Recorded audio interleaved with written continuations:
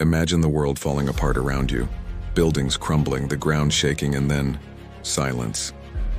A crushing, absolute silence. For one man, this wasn't just a nightmare, it was his reality. He was buried alive under tons of concrete after a devastating earthquake. Days turned into an endless night. 1 day, 2 days, 3 days. No food, no water. No sound from the outside world reached him. The only thing he could hear was the faint rhythmic thumping of his own heart, a lonely drumbeat in the void. Above ground, the world had begun to move on. Rescue efforts were winding down. The official word was that no one could possibly have survived this long. Hope was a luxury they could no longer afford. But deep inside that tomb of dust and debris, a different kind of hope was burning. It wasn't a grand, heroic feeling. It was a simple, powerful thought that echoed louder than his own fear. My daughter is waiting for me. That single image, the face of his child, became his reason, his fuel, his entire universe. That thought pushed him to move. He clawed at the concrete with bleeding fingers. He pushed against rubble that seemed as immovable as a mountain.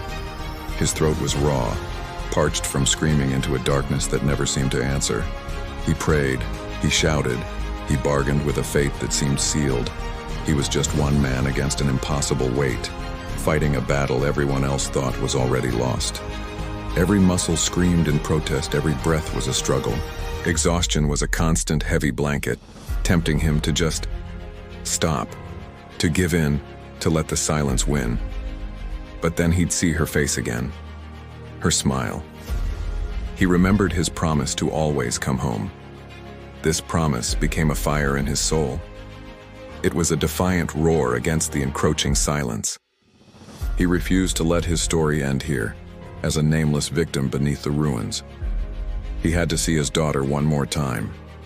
And then, after what felt like an eternity, something changed. It wasn't a loud noise or a sudden shift. It was tiny. A single, impossibly small beam of light pierced through a crack in the darkness. It was no bigger than a pinprick, but to him, it was as bright as the sun. It was a sign, a confirmation. The world hadn't forgotten him. He gathered the last ounce of his strength, shouting, banging, doing anything to guide that sliver of light to its source. Finally, they heard him. The faint sounds of digging began, a symphony more beautiful than any music. Slowly, carefully, the rescuers pulled back the layers of his concrete coffin. When they finally pulled him out into the daylight, he was barely there. His body was battered, his pulse almost gone. The medics rushed to his side, but his eyes were wide open. He wasn't just surviving. He was looking, searching. He lived. This story isn't just about survival, it's about why we choose to survive. Sometimes the will to live isn't logical. It isn't about statistics or probabilities, it's something deeper.